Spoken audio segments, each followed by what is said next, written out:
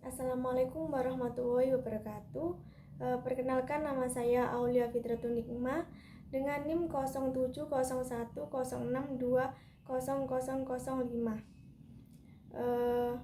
Di sini saya mau mengucapkan terima kasih kepada Bapak Saifullah Yazid MA yang senantiasa memberikan bimbingan dan arahan kepada saya sehingga saya bisa melaksanakan UAS dan saya bisa mengerjakan UAS ini. Di sini saya mengkaji tentang tema yang berjudul Rural Sufisme dalam Dinamika Kehidupan Masyarakat Muslim Kontemporer di Desa Baturame, Turi, Lamongan. Selanjutnya untuk latar belakangnya sendiri, jadi rural sufisme merupakan sebuah istilah yang digunakan untuk menyebut fenomena gerakan sufisme atau spiritualitas yang marak di wilayah pinggiran dan dilakukan kalangan Islam tradisional. Gerakan spiritual ini lebih menekankan pada tausiah keagamaan, zikir, dan doa. Keberadaan rural sufisme berupa spiritualitas pencarian melalui pengajian kalangan Islam tradisional di pedesaan.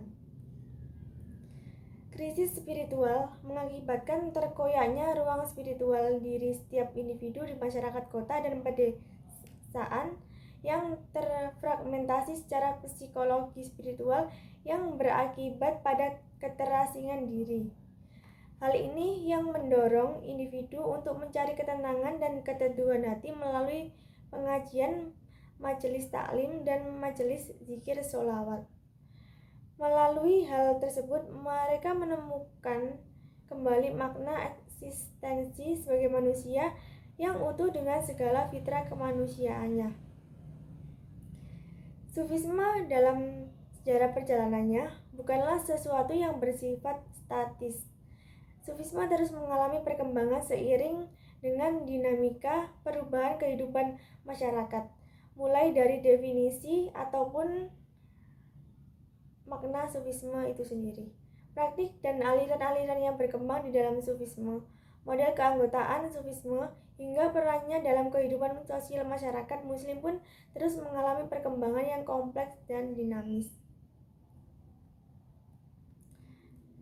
Sufisme mengalami perkembangan luar biasa, bahkan menjadi lebih kompleks di masa kontemporer.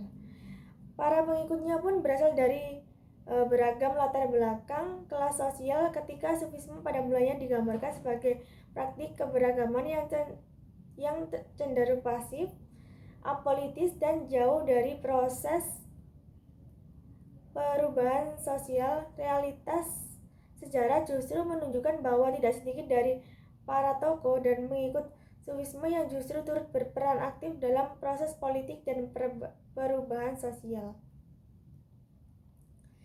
Rural sufisme dari sejak kemunculannya sampai dengan hari ini masih dan akan tetap menjadi fenomena dan diskursus yang menarik perhatian para ahli bidang sosial keagamaan, terutama terkait dengan eksistensi dan perannya di dalam kehidupan masyarakat Muslim kontemporer. Sufisme dalam sejarah perjalanannya bukanlah sesuatu yang bersifat statis.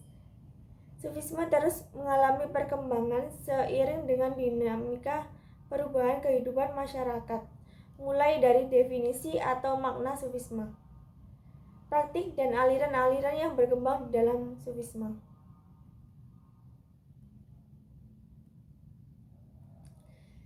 Kemudian rural sufisme atau gerakan tarekat yang melakukan yang menjadi bagian penting dari struktur Islam populer, posisinya di dalam masyarakat pun telah berubah. Beberapa bentuk rural sufisme atau gerakan tarekat telah melakukan transisi dengan sufisme sebagai dimensi atau budaya pop dalam beragam konteks sosial. Struktur organisasi rural sufisme atau gerakan tarekat dari model tradisional pun telah mengalami banyak inovasi menjadi organisasi yang lebih efektif di dalam kehidupan masyarakat kontemporer. Di sini saya mengkaji rumusan masalah. Ada 2 rumusan masalah. Yang pertama ada, apakah rural sufisme mengalami perkembangan dalam dinamika kehidupan masyarakat di desa Badurame, Turi, Lamongan? Dan yang kedua, bagaimana rural sufisme dan perubahan sosial pada kehidupan masyarakat Muslim kontemporer di desa Badurame, Turi, Lamongan? Tujuan penelitian ini yang pertama untuk mengetahui rural sufisme dan perubahan sosial pada kehidupan masyarakat Muslim kontemporer di desa Badurame, Turi, Lamongan. Dan yang kedua untuk mengetahui rural sufisme dan perubahan sosial pada kehidupan masyarakat Muslim kontemporer di desa Badurame, Turi, Lamongan. Untuk manfaat penelitian tersebut dibagi menjadi 2. Yang pertama ada manfaat teoritis dan yang kedua ada manfaat praktis.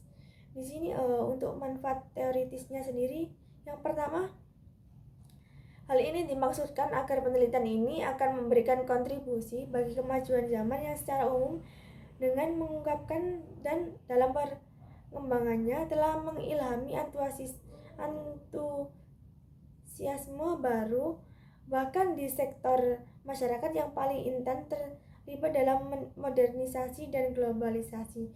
Dan yang kedua, penelitian ini diharapkan bisa memberikan kontribusi maupun sebagai referensi dan sumber informasi dalam pembuatan artikel ilmiah di bidang tasawuf.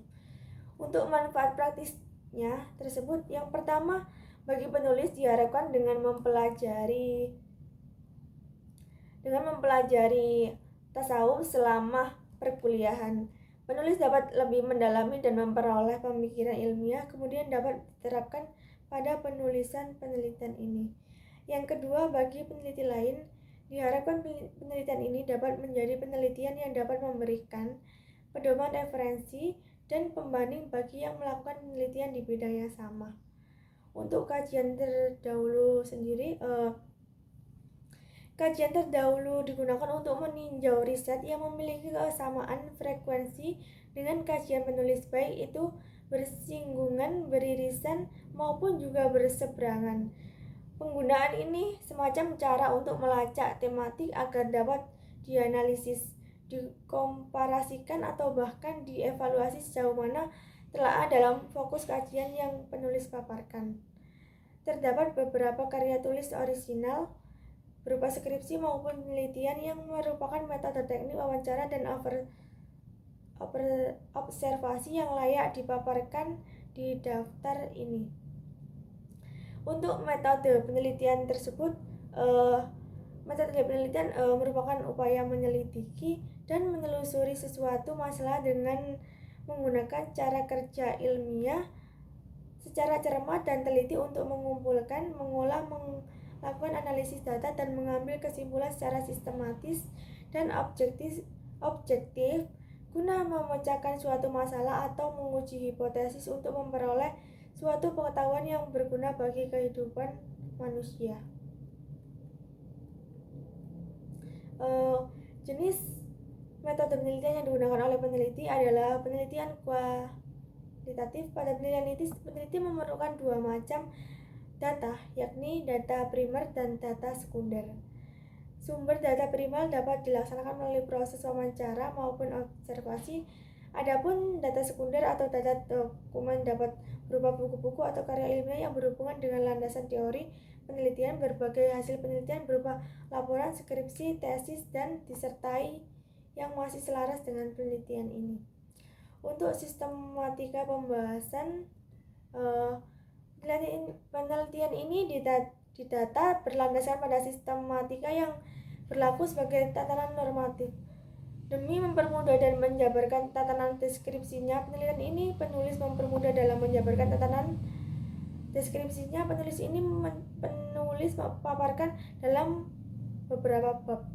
Dalam tiap-tiap bab, penulis akan berfokus pada poin-poin penting yang akan dikaji selaras dengan topik penelitian yang akan dimengerti intisari keseluruhan gagasannya secara mapan dan saling berkaitan satu sama lain. Pada bab Satu yang merupakan bab pendahuluan, penulis memaparkan latar belakang penelitian, rumusan masalah, tujuan dan manfaat penelitian, serta signifikasi penelitian yang dipaparkan dalam subbab kajian terdahulu sehingga dapat diketahui sejauh mana penelitian sebelumnya yang selaras dengan penelitian ini. Bab 2 akan disuguhkan dengan persoalan konsep umum wawancara dan observasi. Sketsa ini kemudian yang akan mengantarkan pada pembahasan mengenai tata cara melakukan teknik wawancara dan observasi. Sekian pemaparan dari saya. Bila mana ada kata yang ada kata yang tidak berkenan, saya mohon maaf yang sebesar-besarnya. Wassalamualaikum warahmatullahi wabarakatuh.